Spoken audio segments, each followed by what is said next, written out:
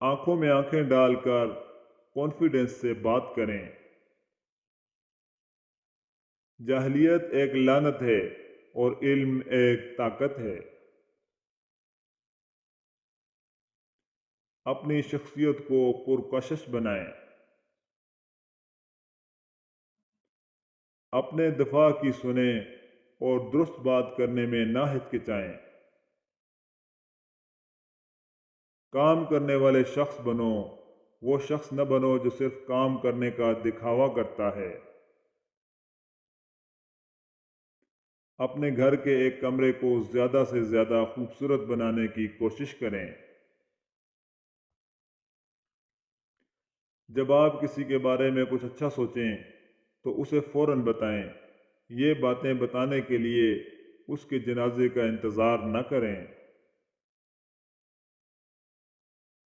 ہر انسان اپنے اعمال کا خود جواب دہ ہے۔ بغیر کسی وجہ کے خطرناک کاموں میں حصہ نہ لیں۔ جہاں ذمہ داری ہو وہاں اپرچونٹی ضرور ہوتی ہے۔ جب بچے کھیل کود میں مصروف ہوں تو انہیں پریشان نہ کریں۔ برے لوگوں سے دور رہیں اور ان کے شر سے بچیں۔ جب آپ کسی کے قرض دار نہ ہوں تو آپ اپنا فیصلہ کرنے میں آزاد ہوتے ہیں۔ زندگی اس وقت تک آسان ہے جب تک کوئی آپ کے بارے میں کچھ نہیں جانتا، یہاں تک کہ قریبی دوست اور خاندان بھی نہیں۔ کسی کو بدقسمت نہ کہیں۔ کسی واقعے کو بیان کرتے وقت مسلسل یہ نہ کہیں کہ آپ نے دیکھا، آپ جانتے ہیں، وغیرہ۔ ہاتھ سے لکھے ہوئے شکریہ کا کارڈز استعمال کریں، یہ آؤٹ ڈیٹڈ نہیں ہے۔